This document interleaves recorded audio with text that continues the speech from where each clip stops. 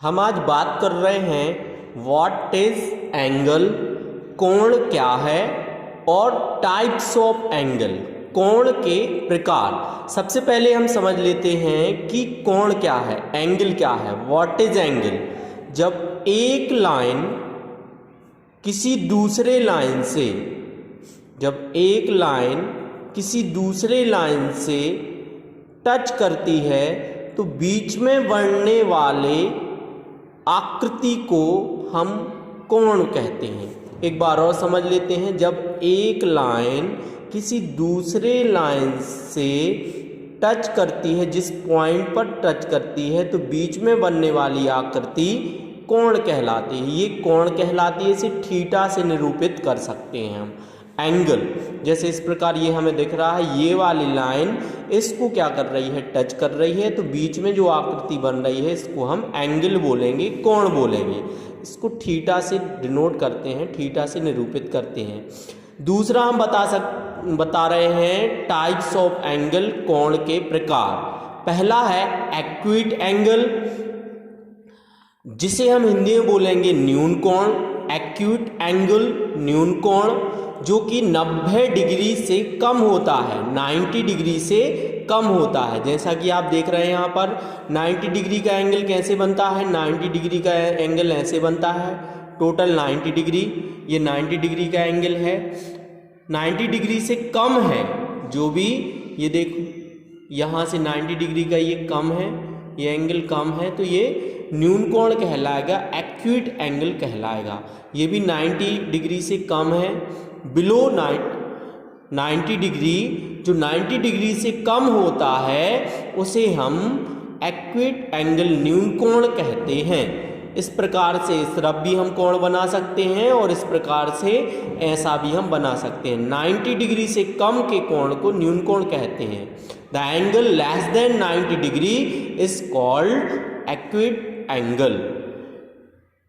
दूसरा आ जाता है राइट एंगल। राइट एंगल कहलाता है हिंदी में समकोण। Total 90 degree, right angle 90 degree का होता है। इस प्रकार से भी हम बना सकते हैं, ये 90 डिग्री है, और इस प्रकार से भी हम बना सकते हैं, ये 90 डिग्री है। ऐसे भी हम बना सकते हैं, ये भी 90 डिग्री है, और ऐसे भी हम बना सकते हैं 90 डिग्री।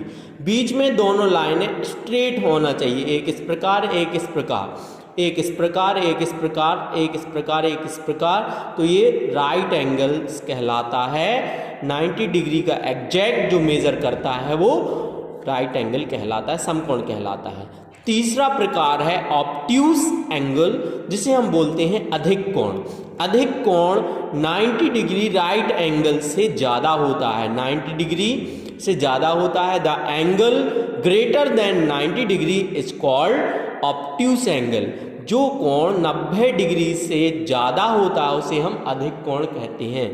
जैसे ये वाला आप देख पा रहे हैं, यहाँ O से A एक लाइन है, O से B 90 डिग्री का ऐसा होता है, लेकिन ये 90 डिग्री से ज़्यादा है, तो ये क्या कहलाएगा, ऑब्ट्यूस एंगल कहलाएगा। इसको हम इस प्रकार से भी बना सकते हैं और इस प्रकार से भी बना सकते हैं। ये ऑब्ट्यूस एंगल है, अधिक कोण।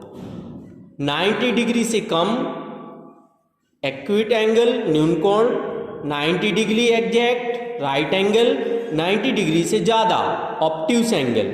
नेक्स्ट आ जाता है स्ट्रेट एंगल, जिसे हम रैखिक कोण कहते हैं।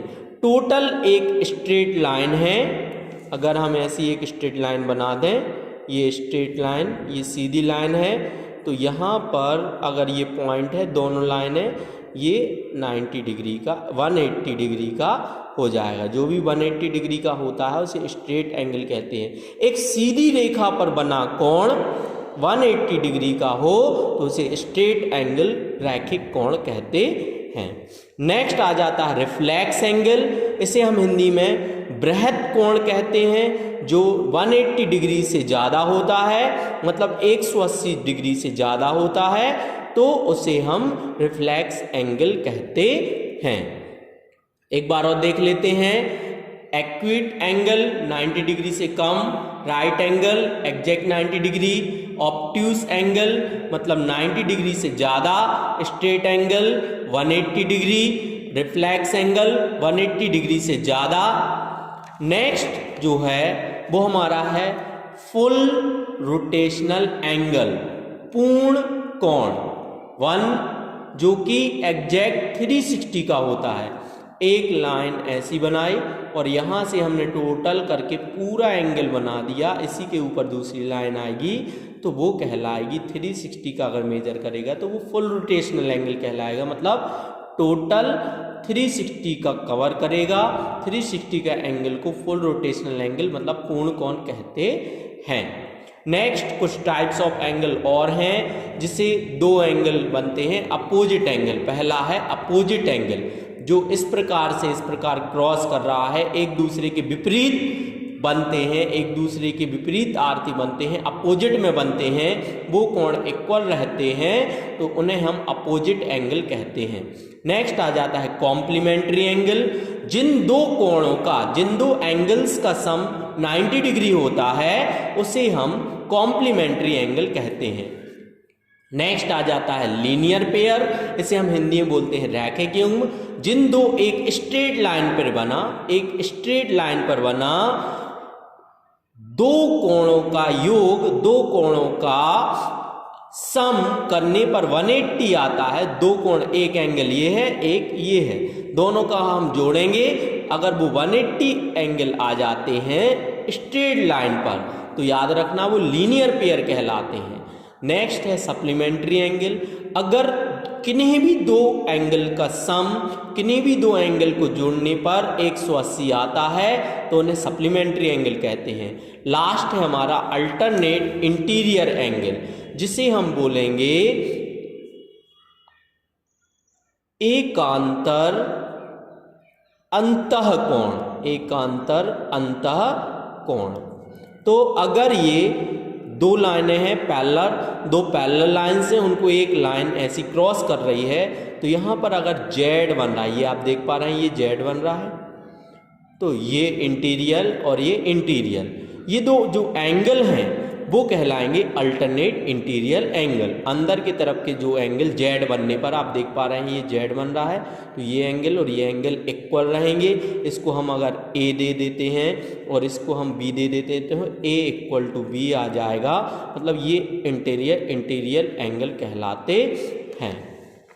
अगर दूसरा इस प्रकार से, अगर ये एक लाइन ऐसी है और एक लाइन ऐसी है, दो आप देख पा रहे हैं, एक लाइन ऐसी है एक लाइन ऐसी है, तो यहाँ पर भी जेड बन रहा है, ये बन रहा है जेड, तो ये ए और ये बी, तो ए इक्वल टू हो जाएगा बी, ये कहलाएंगे अल्टरनेट इंटीरियर एंगल।